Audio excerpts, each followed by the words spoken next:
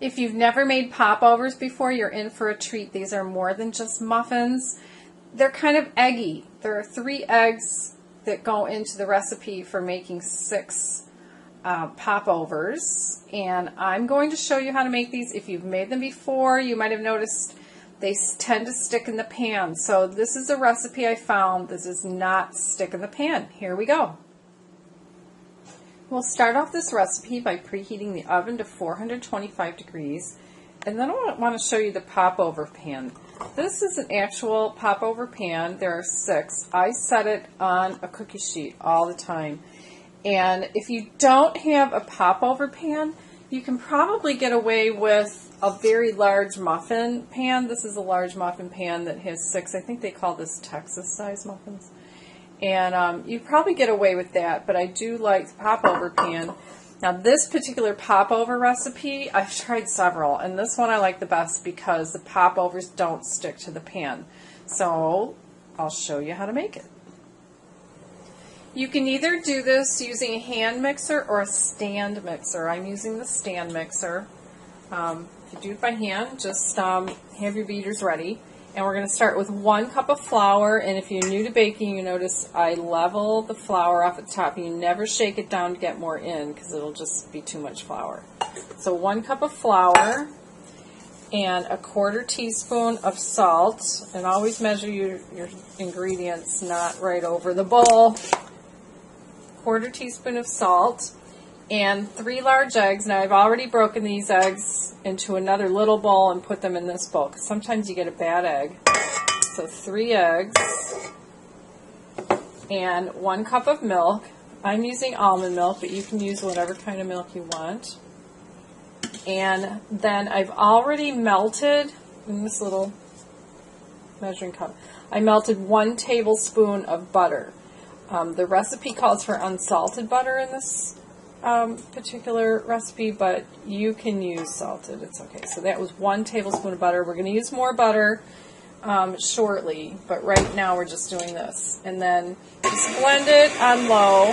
Remember, we've got flour in there, so we don't want to have the flour going all over the place. So once the flour is moistened, you can up the speed a bit. And so that you can hear me, I'll turn it off. You want this to get to the consistency of heavy cream, so you're going to beat it for about 1 to 2 minutes. You can stop the beaters partway through, even the hand beaters, and scrape down the sides just to make sure you're getting all those little flour pieces, because you don't really want this to be lumpy. If it's a little bit lumpy, that's okay, but you really don't want it to be. So I stopped it and scraped it down, and then I'm going to start it up again. When the oven is just about preheated, you need to oil the pan. Now I just use a little bit of salad oil, and I'll put a tiny bit in, like 3 of the cups. And then I'll take a paper towel and rub it inside to get the whole thing oiled, and then do the one next to it. You don't need too much oil, it just needs to be oiled. Then I'll do the second one that I put it in. So what we're going to do after this, we're going to preheat the pan. Now you might think that's not necessary, but it is to keep the popovers from sticking. And if you've ever made popovers before and they've stuck to the pan, that is so frustrating. They still taste okay, but they don't look nice as you're ripping them out of the pan. Okay, so get them sufficiently oiled, including the tops, because popovers pop out of the muffin tin, and make this really cool top. Okay. And what we're going to do is preheat this, and my oven is almost preheated. I'll show you what I mean. Now that the oven is preheated, I'm going to put this oiled muffin tin in here on the middle rack for 2 minutes. While the popover pan is preheating, I'm going to pour the batter into a small pitcher. It'll be easier to pour into the pan. You could also ladle it into the pan, but that's messier. It's a lot easier to use a small pitcher. And I'll use a spatula here to get every last bit of batter out.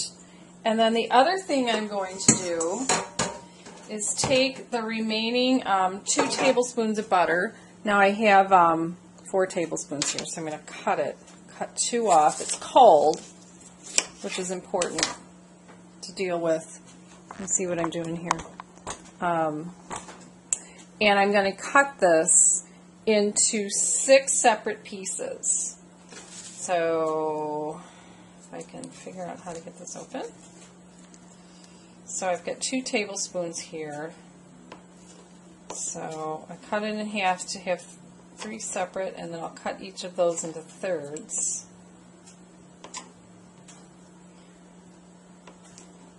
And we're going to end up melting these in the little popover pan cups right now.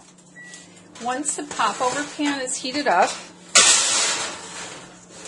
very carefully slide it out, and then put 1 piece of that butter. Remember, I cut up 2 tablespoons of butter into 6 pieces. And I'm putting 1 piece into each cup. I'm going to put it back in the oven for 1 minute. Now that the butter is melted, we're ready to pour the batter in. And you're going to fill each one the same, so about halfway full, right over that butter. So you can eyeball it and come back and add a little more if you want, but it's about half full. Those little drips to cooperate with you. You can always add more batter to these. It's harder to take it out because you've got the equal amount of butter coming up over it, okay? So just don't put too much in. You can always add a little bit back to the ones that are a little low. You're going to bake this in 2 rounds. Okay, 2 different temperatures. So now with the oven at 425, we're going to put this back in for 20 minutes. And again, you notice I have this sitting on a cookie sheet because they do splatter a bit. So, like I said, we're going to set the timer the first time for, you can see our stove here with our timer, 20 minutes.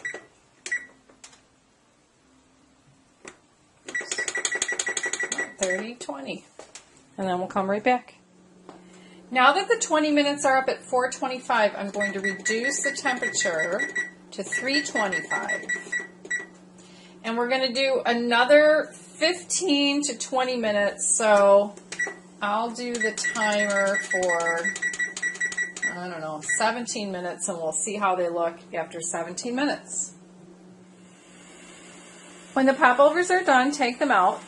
So, you know, if things look like they need a little extra time, give the extra time. Now you notice, I don't know if you can see this, but there is butter splattered on the cookie sheet. That's why I put them on there.